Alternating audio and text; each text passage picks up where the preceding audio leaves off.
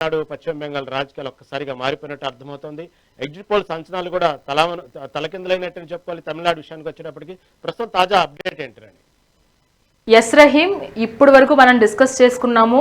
ఆ 3 రాష్ట్రాలు ఒక ఎత్తు అయితే, ఈ 2 రాష్ట్రాలు అయితే పోటాపోటీగా బరిలో ఉన్నాయని చెప్పుకోవాలి. ముఖ్యంగా తమిళనాడు ఎన్నికలు అయితే ఇప్పుడు ఫోకస్ అంతా కూడా తమిళనాడు మీద ఉంది, దేశ వ్యాప్తంగా అని చెప్పుకోవాలి. ఎందుకంటే మొత్తంగా ఈ 234 నియోజకవర్గాల్లో దాదాపుగా మ్యాజిక్ ఫిగర్ అనేది 118 మనం చెప్పుకుంటూ వస్తున్నాము.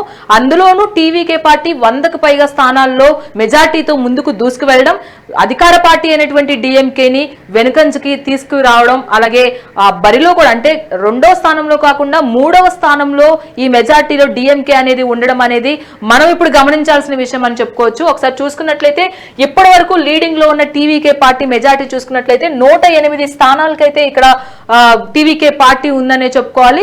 ఈ 108 స్థానాల్లో కూడా మనం చూసుకున్నట్లయితే ఇంకా మెజార్టీ కూడా కైవసం చేసుకునే అవకాశం ఉంది. అలాగే అన్నా డిఎంకే 64 స్థానాలతో ఇక్కడ 2వ స్థానంలో మెజార్టీలో దూసుకుపోతుంది. అలాగే అధికార పార్టీ మళ్ళీ మేము అధికారంలోకి వస్తాము అని ఏదైతే వాగ్దానాలు చేస్తూ ప్రజల్లో ముందుకు వెళ్తూ గట్టి పట్టుతో ఉన్నాము అని ఆశాభావం వ్యక్తం చేశాయి. అలాగే అదే విధంగా అన్ని పార్టీలకు కూడా పోటీగా నిలిచాయని చెప్పుకోవాలి. కానీ ఆ పార్టీ ఇప్పుడు 40 స్థానాలతో మెజార్టీ స్థానాలు 40 మెజార్టీతో ముందు ఈ 3వ స్థానంలో ఉండడం అనేది ఇప్పుడు గమనార్హం అని చెప్పుకోవచ్చు. ఇక్కడ విజయ్ ప్రభంజనం అనేది మనం చూస్తున్నాము. కొత్తగా పార్టీ పెట్టడమే కాదు, పార్టీలో నిలదొక్కుకోవడం, అభ్యర్థుల్లో ఉత్సాహం నెలకొనడం, అలాగే చిన్న చిన్న పార్టీలు ఏవైతే అసంతృప్తితో ఉన్నాయో ఆ పార్టీలన్నిటినీ కూడా ఆహ్వానించడం అనేది ఒక సరైన రీతిలో పార్టీని ఈ రోజు తమిళనాడులో నిలబెట్టడానికి దోహదపడిందనే మనం చెప్పుకోవచ్చు. టీవీకే పార్టీ అంటేనే విజిల్ మోత వినపడేలాగా యావత్ దేశం అంతా కూడా తిరిగి చూసే విధంగా తమిళనాడు వైపు ఈ రోజు విజయ్ ప్రభంజనం అనేది మనం చూస్తున్నాము.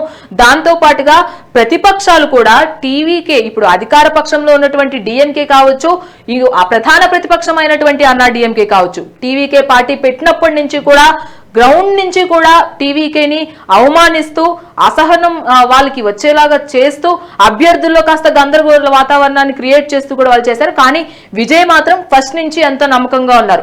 నేను దేవుణ్ణి నమ్ముకున్నాను, తమిళనాడు ప్రజల్ని నమ్ముకున్నాను, తమిళనాడు ప్రజలు నన్ను ఖచ్చితంగా పట్టం కట్టబోతున్నారు అనేది విజయ్ పదే పదే చెప్తున్న పరిస్థితి. అదే పరిస్థితి ఇప్పుడు కొనసాగిందనే చెప్పుకోవాలి. మెయిన్ గా మహిళలు, యువత, అలాగే ఇటు రూరల్ ఏరియాస్ లో కొంతమంది, ఇటు పట్టణాల్లో కూడా ఎక్కువ శాతం విజయ్కి పట్టం కట్టారని చెప్పుకోవాలి. ఇటు 108 స్థానాలతో ముందుకు వెళ్తుంది ఇటు టీవీకే పార్టీ అని మనకి ఇక్కడ అర్థమవుతుంది. అండ్ మనం చూసుకున్నట్లయితే ఈ డీటెయిల్స్ లోకి వెళ్దాము. తమిళనాడు రాజకీయాల్ని మార్చే విధంగా ఇక్కడ రాజకీయ ధోరణి అయితే మనకు కనిపిస్తుంది. చూడొచ్చు, ఇదంతా కూడా ఇక్కడ ఈ పింక్ కలర్ లో కనిపిస్తుంది టీవీకే విజయం అనమాట, టీవీకే ముందంజలో ఉన్న స్థానాలు అనమాట. సో ఈ స్థానాలు మనం చూసుకున్నట్లయితే టీవీకే ప్రభంజనం అనేది కనిపిస్తుంది. అలాగే అన్నా డిఎంకే కొన్ని స్థానాల్లో ముందుకు వెళ్తుంది. టీవీకేతో పోల్చుకున్నట్లయితే ఒక 40 స్థానాలు కొంచెం వెనుకంజలో ఉందని చెప్పుకోవాలి మెజార్టీలో. అండ్ అలాగే డిఎంకే మాత్రం ఏకంగా వాటి రెండిట్లతో ఎక్కడా కూడా పొంతం లేకుండా డిఎంకే మెజార్టీ పొందడం అనేది ఇప్పుడు డిఎంకే శ్రేణుల్లో అలాగే అభ్యర్థుల్లో కూడా కాస్త గందరగోళం వాతావరణం క్రియేట్ చేస్తుందని చెప్పుకోవాలి. సో మొత్తంగా ఇటు టీవీకేని ఫస్ట్ నుంచి కూడా బీజేపీ టార్గెట్ చేసింది. బీజేపీ అధిష్టానం నుంచి కొంతమంది, అలాగే బీజేపీ రాష్ట్ర ప్రధాన కార్యదర్శులు కూడా ఇటు టీవీకే పైన, టీవీకే పార్టీ పైన, అలాగే విజయ్ పైన, అలాగే త్రిష పైన ఈ 3 కోణాల్లో కూడా ఆ పార్టీని టార్గెట్ చేస్తూ వచ్చాయి. ఖచ్చితంగా పార్టీ పెట్టారు, సినిమా హీరోలకి పార్టీలేంటి అని కూడా వాళ్ళు హేళన చేసిన పరిస్థితి కూడా ఉన్నాయి. కానీ సినీ రంగం నుంచి వచ్చిన ఇప్పుడు రాజకీయ ప్రపంచం అనేది ఆయన చూపిస్తున్నారనే చెప్పుకోవాలి.